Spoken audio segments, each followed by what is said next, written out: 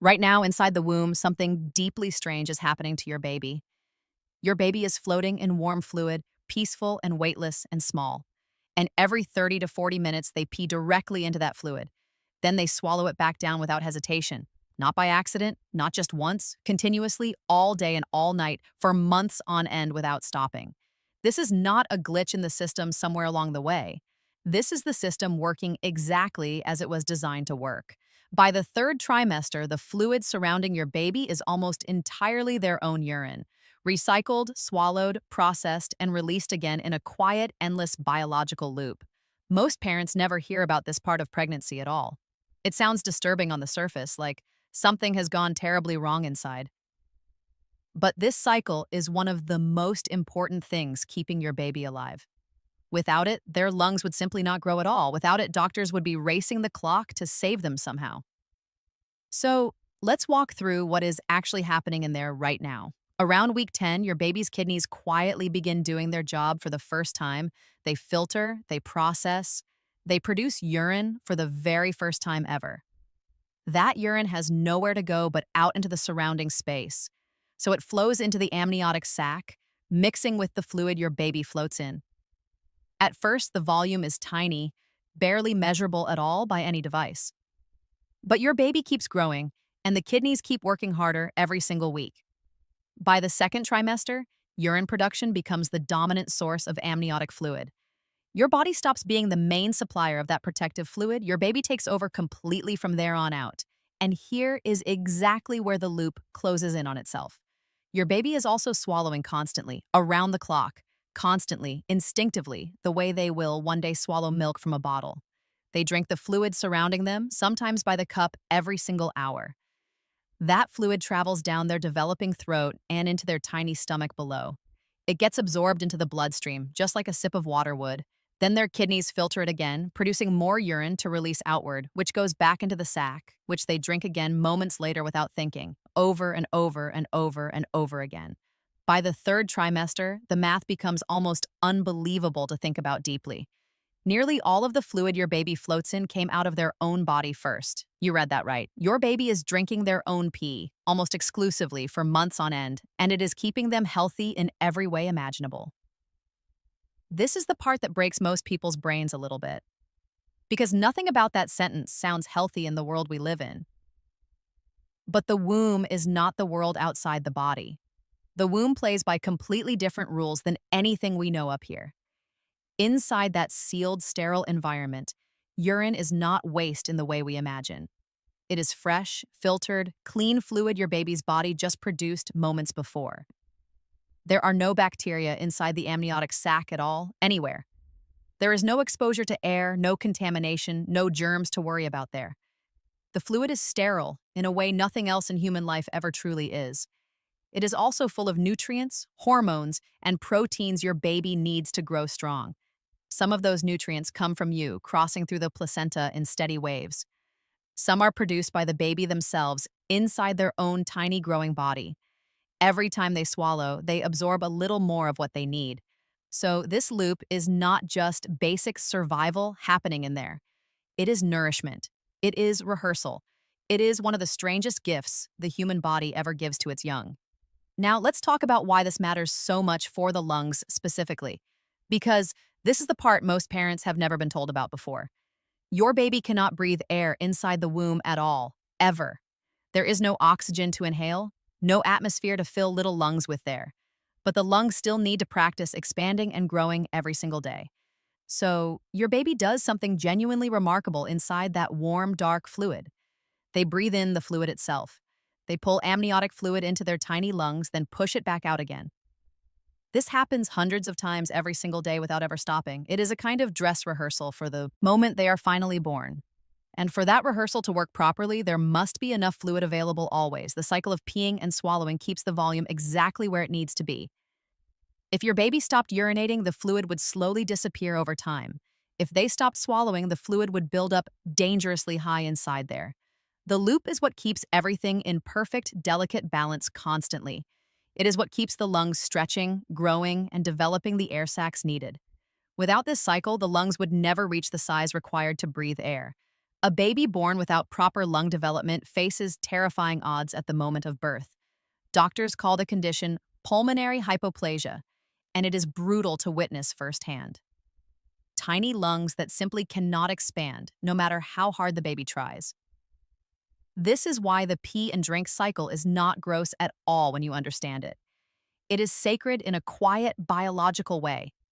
It is the difference between a baby who can breathe and one who cannot. And doctors know exactly how important this loop really is to survival. This is why they watch the amniotic fluid level so carefully at every appointment. When you go in for an ultrasound, they are measuring more than just your baby. They are measuring the fluids surrounding your baby with great care every time. They are checking that the cycle is still running smoothly inside there, as it should. There are two main things that can go wrong with this loop in pregnancy. The first is called oligohydramnios, when the fluid level drops too low. This often means the kidneys are not making enough urine to sustain proper levels. It can signal kidney problems, placental issues, or growth restriction in the baby. When fluid drops, the baby has less room to move and practice breathing freely. The lungs can stop developing properly within just a few short days of low fluid. Doctors take this incredibly seriously and may recommend early delivery to save the baby. The second condition is polyhydramnios, when there is too much fluid building up instead.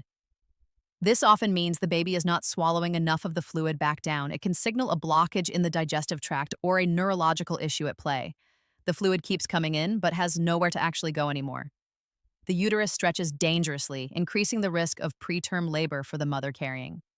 So, when your doctor measures fluid levels, they are watching the loop itself work. They are making sure the kidneys produce and the throat swallows in proper rhythm. They are making sure the rehearsal keeps going without any interruption at all. A baby in trouble often shows it first in the fluid, not the body itself. The fluid is the early warning system that doctors trust the most by far. This is why a routine ultrasound can catch problems no parent could ever feel coming. Now, here is the part that surprises most expecting parents the most when they hear it. Your baby is also tasting that fluid as they drink it down each time. Their taste buds form early, around week 13 or 14 of pregnancy growth. And the flavor of the amniotic fluid changes based on what you eat each day. Garlic, vanilla, carrots, spices, all of it crosses through to your baby in there. So when your baby swallows, they are sampling your meals from the inside out. They are learning what your family eats before they ever take their first breath. Studies have shown that babies prefer flavors they were exposed to in the womb earlier. If you ate a lot of carrots, your baby is more likely to enjoy carrots later. If you drank coffee daily, that flavor profile becomes familiar to them too over time. The loop is not just hydration and lung development happening quietly in there. It is the start of taste, of preference, of food culture itself beginning to form. Your baby is being shaped by every single meal you eat each day of pregnancy. And the urine they produce afterward carries traces of those exact flavors back through, which they then drink again moments later in another cycle. The cycle becomes a kind of memory written in liquid form over months, a liquid record of everything they have lived through inside you for many weeks. Then there is the role this fluid plays in pure physical protection of the baby. The amniotic sac cushions your baby from every bump, every step, every small fall. Without enough fluid, even gentle movements could cause real harm to them in there. The loop keeps that cushion at exactly the right depth all of the time. It keeps the umbilical cord from getting compressed against the baby's tiny body anywhere. It keeps the temperature stable, like a perfect warm bath that never cools down. It allows your baby to move, kick, stretch, and turn their entire body freely. That movement is how they build muscles and joints and bones over time properly. A baby who cannot move freely will not develop properly before birth happens. So the fluid is not just keeping them clean and safe inside there, it is giving them the space to become who they are meant to be eventually. When labor finally begins, the loop reaches its final, beautiful purpose at last. The amniotic sac ruptures and the fluid flows out in a sudden, warm rush. That is what people mean when they say the water broke at home or in the car, but it was never just water flowing out of you in that single moment. It was months of recycled urine, swallowed and produced and refined countless times over. It was nutrition, lubrication, and 1,000 small lessons in flavor for your baby. It was the medium that made every breath your baby will ever take possible to begin with. And in that final rush, It lubricates the birth canal too for the delivery itself, helping your baby slide into the world they have been preparing to enter for months. Most parents are never told any of this beautiful biological truth at any point. They imagine the womb as a clean, simple, glowing place inside the body somewhere, a still pool where their baby gently grows in silence and warm peace forever. The truth is messier and stranger and far more beautiful than that simple image suggests. The truth is a tiny human floating inside their own filtered, recycled fluid for months, drinking, peeing, breathing, tasting, learning every single moment of every single day in there, running an ancient biological loop that has worked perfectly for millions of years already, a loop that sounds wrong in every possible way until you finally understand it deeply. And then it sounds like a quiet, ordinary miracle hiding inside every single pregnancy ever. Your baby is drinking their own urine right now as you read this very sentence. They are doing it because their body knows exactly what it is doing in there. They are doing it because evolution figured out something brilliant a very long time ago. That waste in the right environment is not waste at all anymore in the body. It is fuel for life and growth. It is rehearsal for the breath to come. It is the entire reason your baby will be able to take their first breath at birth. So the next time you feel them kick, remember what is really happening inside you now. There's a tiny person in there, perfectly cycling everything they need to grow strong. There is a system more elegant than anything humans have ever designed themselves anywhere. There is a loop closing and opening, closing and opening, every minute of every single day. And it is keeping your baby alive in there right now as you breathe, not in spite of the strangeness of it all happening inside, because of it.